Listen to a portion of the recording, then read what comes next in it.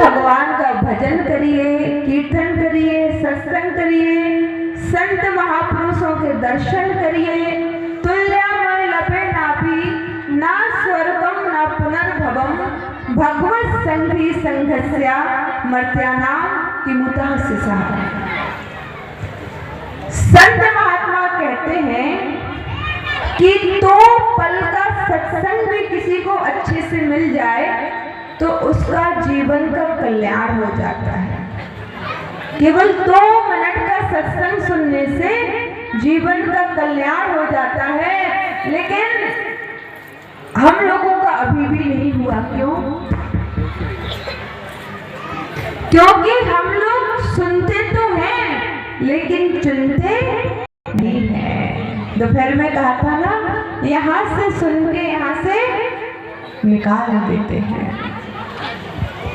तो आप लोग तो सत्संग में बैठे हैं, कोशिश करिए सत्संग भी आपके मन में बैठे, भगवान का सत्संग भी आपके हृदय में बैठे। हम लोग तो कथा में बैठे हैं, सत्संग में बैठे हैं, लेकिन सत्संग हमारे मन में नहीं बैठता। जैसे अभी गुरु जी बता रहे थे, कई लोग आते हैं इसलिए महाराज, हाँ, कि शायद अच्छी चप्पल मिल जाए, हाँ, तो अपनी अपनी दृष्टि है ना। दृष्टि बदल लीजिए, सृष्टि बदल जाएगी। कश्ती का रुख बदल लीजिए, किनारे बदल जाएंगे।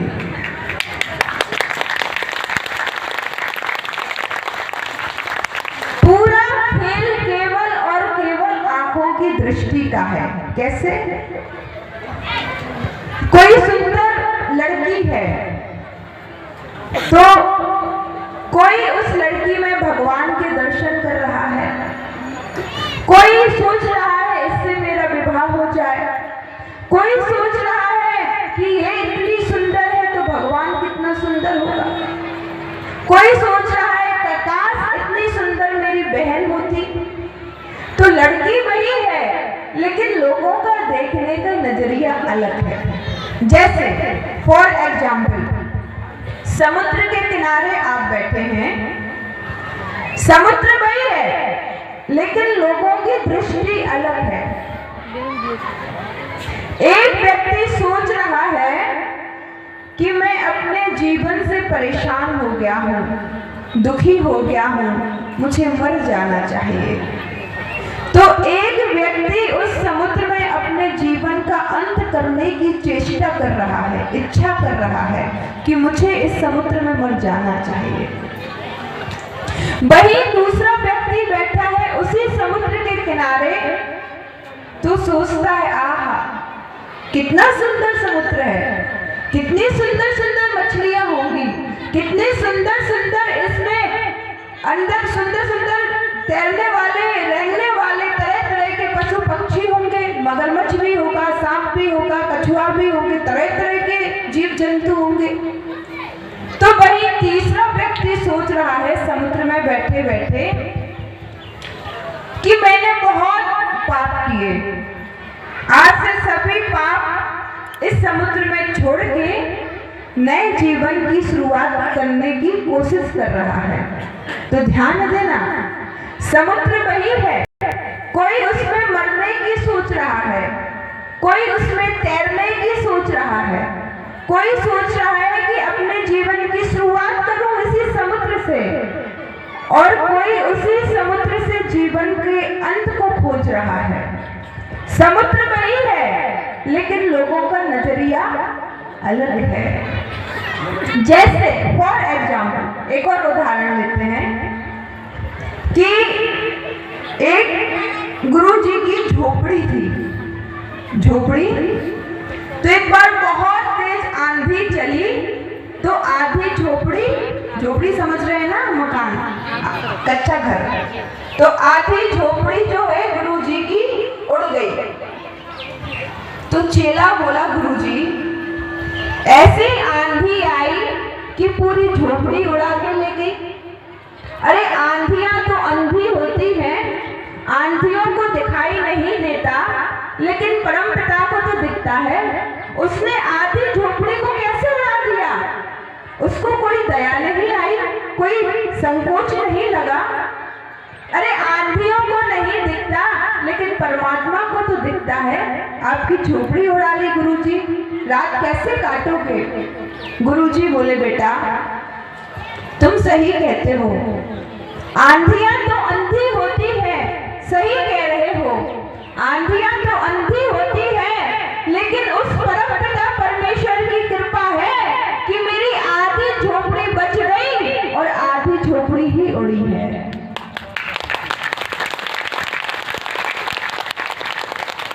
तो जैसी दृष्टि वैसी सृष्टि।